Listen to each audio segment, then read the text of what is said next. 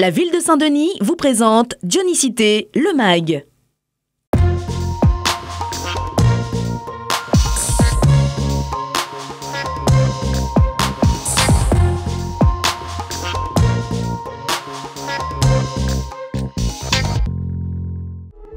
La nouvelle entrée ouest, un projet d'envergure de la ville de Saint-Denis qui modifiera totalement la façade littorale de votre chef-lieu dans les années à venir. Vous le connaissez, ce projet viendra fluidifier l'entrée ouest de votre ville en vous permettant de profiter du bar à choix et du front de mer.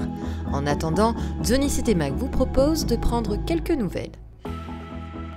Rappelez-vous, en 2017, de nombreux diagnostics d'archéologie préventive sont lancés sur 5 zones du front de mer, à la recherche de vestiges pouvant témoigner de l'histoire dionysienne. C'est une étape obligatoire avant de commencer un ouvrage d'art d'une telle envergure. À l'heure actuelle, un scénario a fait l'objet d'une convention commettrice d'ouvrage entre la ville, la région et la CINOR. Aujourd'hui, c'est la région qui porte les nouvelles études. Ce scénario prévoit, lui, un passage du trafic en tranchée couverte, de l'embouchure de la rivière Saint-Denis jusqu'à la pointe des Jardins.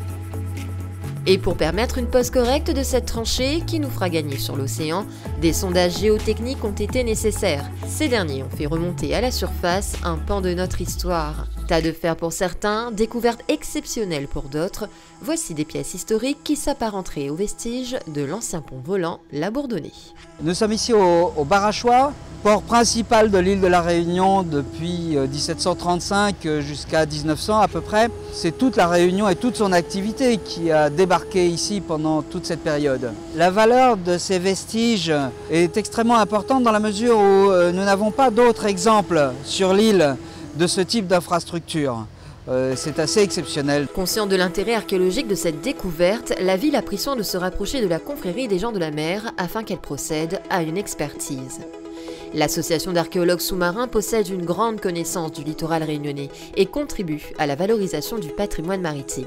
Heureusement que la ville nous a contactés, donc nous c'est primordial puisque bon, dès qu'on découvre, dès qu'on voit donc des vestiges, on fait une déclaration de biens culturels maritimes. Donc nous avons donc déclaré ces vestiges donc, au niveau des affaires maritimes, au niveau du DRASM. Donc nous on a signalé en fait qu'ici sur le bar à choix, il y a un bien culturel maritime. Des pièces historiques qui impressionnent de par leur conservation et qui permettent de comprendre les techniques de construction d'antan. Aujourd'hui, elles reposent sur ces restes de culées, un site historique mais aussi économique qui nous fait remonter à l'époque où Saint-Denis devient chef-lieu. Les structures métalliques qui sont là, qui sont les restes en fait d'un pont qui a été aménagé alors certainement au cours du 19e siècle. Donc ce sont des poteaux qui mesurent 12 à 15 cm de circonférence sur des longueurs qui vont de 8 à 11 mètres. À partir des années 1730-1740, progressivement, on a un certain nombre d'entrepreneurs privés qui vont aménager des jetées. Alors on part pratiquement de l'embouchure de la rivière Saint-Denis de l'autre côté et on va aller jusqu'à là-bas, jusqu'à la zone qu'on appelle le pont du bar à choix, le pont du gouvernement. Et en fait on a une série de ponts qui sont aménagés, qui sont des jetées en fait soutenus par des structures métalliques comme celle-ci ou des poteaux en bois et qui vont aller entre 50 à 80 mètres dans la mer. Pour la ville de Saint-Denis, il s'agit là d'une découverte majeure dont elle peut se montrer fière. Soucieuse de son patrimoine et consciente de la valeur archéologique de ces vestiges, elle travaille d'ores et déjà à leur préservation afin d'enrichir les plus jeunes générations.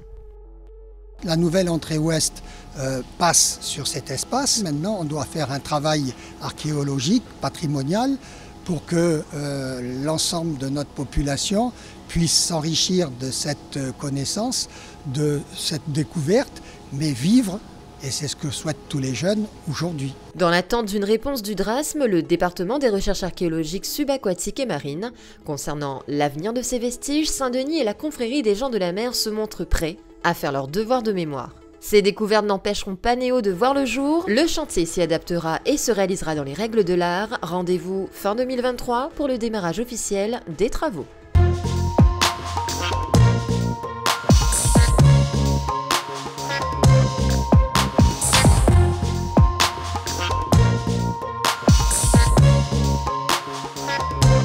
La ville de Saint-Denis vous a présenté Dionysité le MAG.